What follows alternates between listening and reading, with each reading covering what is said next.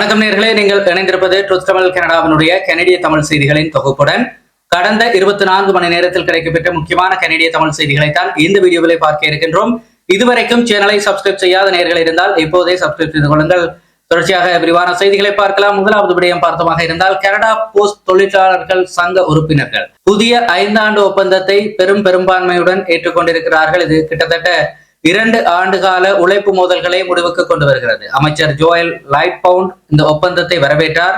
தொழிலாளர் தலைவர்கள் வேலை பாதுகாப்பு மற்றும் சம்பள உயர்வுகளை இதிலே சுட்டிக்காட்டியிருந்தார்கள். உலக கோப்பைக்கு முன் அஞ்சல் சேவைகளுக்கு ஒரு நிலைத்தன்மை கிடைத்திருப்பது பெரும் நிம்மதியை அது சார்ந்த தொழிலாளர்களுக்கு ஏற்படுத்தி இருக்கின்றது. குறிப்பாக ஒரு சுருக்கமாக பார்த்தமாக இருந்தால் CUPW உறுப்பினர்கள் இந்த ஒப்பந்தத்தை ஏற்றிருக்கிறார்கள். இது ஒரு 5 ஆண்டு ஒப்பந்தம். பெரும்பான்மையான மோதல்கள் முடிவுக்கு வந்திருக்கின்றது. அமைச்சர்கள் வரவேற்றிருக்கிறார்கள். வேலை பாதுகாப்பு மற்றும் சம்பள முன்னேற்றம் உறுதிப்படுத்தப்பட்டிருக்கின்றது. அதே போல அடுத்த முக்கியமான செய்தியை பார்த்தமாக இருந்தால் எதிர்கட்சி தலைவர் பியர் பொலிவ்ரே புள்ளி விவர கனடா தரவுகளுக்கு பிறகு ஒரு அவசர விவாதம் ஒன்றை கோரியிருக்கின்றார். அதாவது கனடா தொழில்நுட்ப மந்த நிலையில் இருப்பதாக ஸ்டாட்டிஸ்டிக் கனடா உறுதி செய்திருக்கின்ற நிலையிலே கார்னி அரசனுடைய கொள்கைகளை விமர்சித்திருக்கின்ற அவர் ஒரு அவசர விவாதத்தை கோரியிருந்தார். இந்த நிலையிலே ஸ்பீக்கர் இந்த அவசர விவாதத்தை மறுத்தார். இதேவேளை பொலிவ்ரே இந்த விடயத்தை கேள்வி நேரத்திலே தொடர்ந்து வலியுறுத்தி இருந்தார். ஹவுஸ் ஆஃப் காமன்ஸிலே இது ஒரு முக்கியமான பேசுபொருளாக மாறியிருந்தது. அடுத்த முக்கியமான செய்தியை பார்த்தமாக இருந்தால் NDP உறுப்பினர்கள் கட்சி மாற்றத்தை வாக்காளர் ஒப்புதல் இல்லாமல் செய்கின்ற போது அதை தடை செய்கின்ற ஒரு சட்டத்தை முன்மொழிந்திருக்கின்றார்கள்.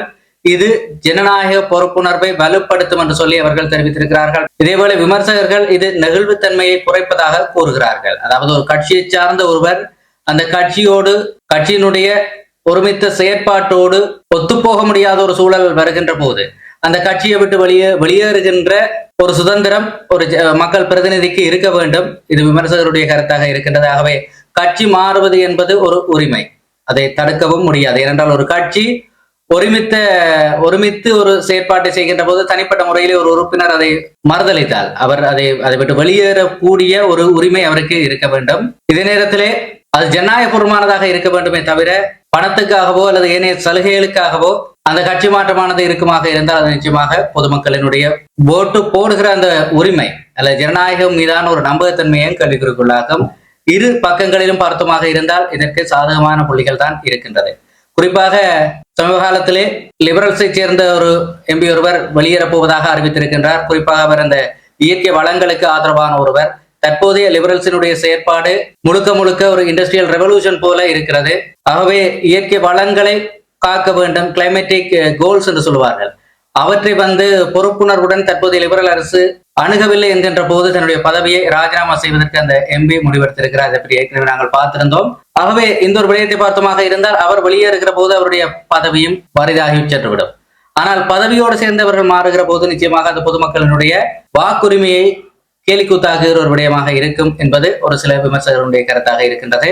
நேரில் உங்களுடைய கருத்தை கமெண்டிலே தெரிவிக்கலாம். அடுத்த முக்கியமான செய்தியை பார்த்தமாக இருந்தால் கூட்டாட்சி அரசானது ஆர்டிபிஷியல் இன்டெலிஜென்ஸ் அதாவது AI தன்னுடைய செயற்பாடுகளோடு இணைத்துக் கொள்வது தொடர்பான விடயங்களை விரைவுபடுத்துகின்ற ஒரு வரைவு உத்தியை வெளியிட்டிருக்கின்றது. குறிப்பாக 2031க்குள்ளே பொது கல்வியறிவு மற்றும் பணியாளர் பயிற்சி இலக்கிலே இந்த AI கொண்டு வரப்பட இருக்கின்றது. நெறிமுறை AI பயன்பாடு மற்றும் கனேடிய கண்டுபிடிப்புகளுக்கு AI தொடர்பான கண்டுபிடிப்புகளுக்கு அரசனுடைய ஆதரவும் இருக்கும் என்று தெரிவிக்கப்பட்டிருக்கின்றது. அதை பற்றி விரிவாக ஒரு செய்தியை விரைவில் நாங்கள் பார்ப்போம்.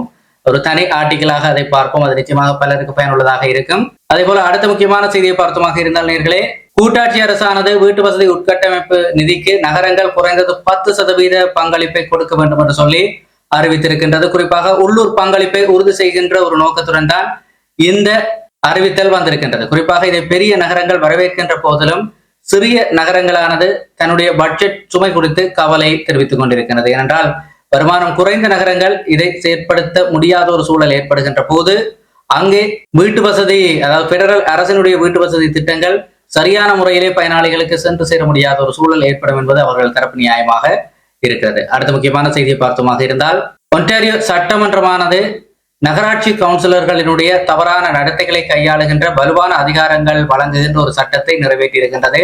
அதாவது பொது நம்பிக்கையை மீட்டெடுக்கின்ற நோக்கத்தோடு இந்த சட்ட திருத்தமானது கொண்டு வரப்பட்டிருக்கின்றது. ஆனால் விமர்சகர்கள் இதை அரசியல் ரீதியாக இந்த திருத்தமானது தவறாக பயன்படுத்தப்படலாம் என்று சொல்லி அஞ்சுகிறார்கள். இதேவேளை மிசிசாகா நகரசபையானது பராமவுண்ட் ஃபைன் ஃபுட்ஸ் மையத்தை மறு பெயரிட திட்டமிடுகிறது. இதனுடைய இயக்குனர் ஏற்கனவே $1.6 மில்லியன் கவுன்சிலுக்கு கடன் பாக்கியாக வைத்திருக்கிறார் என்று சொல்லப்படுகிறது. இந்த நிலையில்தான் சட்ட நடவடிக்கைகளுடன் அந்த மையத்தை சர்ச்சைகளில் இருந்து விலக்குகின்ற ஒரு நோக்கத்தோடு மிசிசாகா நகரசபை இந்த முடிவை எடுத்திருக்கிறது. இதேவேளை அடுத்த முக்கியமான செய்தியை பார்த்தோமாக இருந்தால் நேர்களே, டொரண்டோ போலீசினுடைய வரலாற்றிலேயே மிகப்பெரிய போலி ஜெர்சி பறிமுதல் ஒன்று நடைபெற்றிருக்கிறது. ஏற்கனவே இந்த செய்தியை பார்த்திருந்தோம். இந்த நிலையிலே தொடர்பாக 2 பேர் கைது செய்யப்பட்டிருக்கிறார்கள். ஏற்கனவே ஒரு நபர் கைது செய்யப்பட்டிருந்த நிலையிலே 2வது நபரும் சிக்கியிருக்கின்றார். அதாவது ராமி ஜாபர் என்பவர் ஏற்கனவே கைது செய்யப்பட்டிருந்தார். இந்த நிலையிலே தான் வலித் சர்கான் என்கின்ற ஒரு நபர் புதிதாக கைது செய்யப்பட்டிருக்கின்றார். இவர்கள் உலக கோப்பைக்கு சில வாரங்கள் இருக்கின்ற நிலையிலேயே ஏராளமான போலியான ப்ராடக்ட்களை விற்க தொடங்கி இருக்கின்றார்கள். டிஷர்ட்களாக இருக்கட்டும், போலி லோகோக்களுடன் கூடிய விளையாட்டு சார் பொருட்களை விற்க தொடங்கி இருக்கிறார்கள். கிட்டத்தட்ட இவர்களிடமிருந்து $3.5 மில்லியன் அதிகமான பெறுமதியுடைய போலியான பொருட்கள் பறிமுதல் செய்யப்பட்டிருக்கின்ற நிலையிலே இந்த ஒழுங்கமைக்கப்பட்ட குற்ற தொடர்பு தொடர்பான விசாரணைகளில் போலீசார் இறங்கி இருக்கிறார்கள். இது ஒரு மிகப்பெரிய அதிரடி நடவடிக்கையாக பார்க்கப்படுகிறது. அடுத்த முக்கியமான செய்தியை பார்த்தமாக இருந்தால் நேர்களே, பிரம்டனிலே வீட்டில் புதிதாக பிறந்த குழந்தை இறந்த நிலையில் கண்டெடுக்கப்பட்டதை தொடர்ந்து 23 வயதுடைய பெண் தற்போது குழந்தையினுடைய உடலை மறைத்த குற்றத்திற்காக கைது செய்யப்பட்டு குற்றம் சாட்டப்பட்டிருக்கின்றார். பீல் பிராந்திய போலீசார் விசாரணைகளை நடத்துகிறது. குறிப்பாக தாய்மார்களுக்கு போதுமான ஆதரவு சேவைகள் இருக்கிறதா என்பது தொடர்பான பல கேள்விகளை இந்த ஒரு விடயம் எழுப்பி இருக்கிறது. அடுத்த முக்கியமான செய்தியை பார்த்தமாக இருந்தால், டொரண்டோ போலீசார் எட்டோபிகோ பகுதியிலே சுட்டுக் கொலை செய்யப்பட்ட ஒரு நபர் தொடர்பிலே ஒருவரை தற்போது கைது செய்திருக்கிறார்கள். ஆண்டனி டெய்லர் என்கின்ற 28 வயதான நபர் சுட்டுக் கொல்லப்பட்டிருந்த நிலையிலே தொடர்பாக ஒருவர் கைது செய்யப்பட்டிருக்கின்றார். பல சந்தேக நபர்களை போலீசார் தற்போது தேடி வருகிறார்கள். கொலை பிரிவு மற்றும் பயங்கரவாத எதிர்ப்பு பிரிவானது இதை விசாரிக்கிறது. குறிப்பாக பொது பாதுகாப்பு எச்சரிக்கை ஒன்றும் எடுக்கப்பட்டிருக்கிறது. நேர்களே, அடுத்த முக்கியமான செய்தியை பார்த்தமாக இருந்தால், டொரண்டோ போலீசார் நிறுத்த சொல்லி ஒரு சிக்னலை கொடுத்திருந்தும் கூட அதை மீறிய சைக்கிள் ஓட்டிய நபர் ஒருவரை தரையில் தள்ளி கைது செய்திருக்கின்ற ஒரு வீடியோ ஒன்று வெளியாகி இருக்கின்றது. இது தொடர்பாக வழக்கறிஞரான டேவிட் ஷெல்னட் இது ஒரு மோசமான செயற்பாடு என்று சொல்லி விமர்சித்திருக்கின்றார்.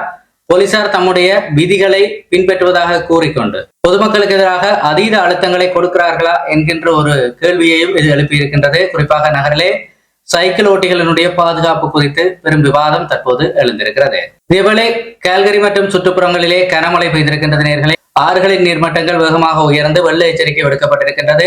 குறைந்த உயர பகுதிகளில் வசிப்பவர்கள் தயாராக இருக்குமாறு அறிவுறுத்தப்பட்டிருக்கிறார்கள். அல்பர்டா சுற்றுச்சூழல் துறை ஒரு சில எச்சரிக்கைகளையும் எமர்ஜென்சி எச்சரிக்கைகளையும் விடுத்திருக்கிறது. அதே போல அடுத்த முக்கியமான செய்தியை பார்த்தோமாக இருந்தால், கனடாவின் முக்கிய பல்கலைக்கழகங்கள் சமீபத்திய CWUR உலக தரவரிசைகளே சிறிது பின்னடைவை கண்டிருக்கின்றது.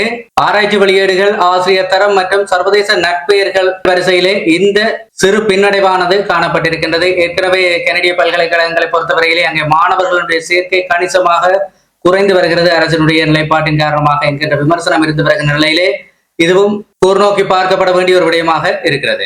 இத்துடன் இன்றைய நாளுக்கான கனடிய செய்திகளுடைய தொகுப்பு முடிவுக்கு வருகின்ற நேயர்களே, தொடர்ச்சியாக செய்திகளை உடனுக்குடன் பெற்றுக்கொள்ள சேனல் மறக்காம சப்ஸ்கிரைப் செய்திருப்பதோடு நம்முடைய கனடிய செய்திகளுக்கான வாட்ஸ்அப் குழுவில் இணைந்திருப்பதை உறுதிப்படுத்திக் கொள்ளுங்கள். நன்றி.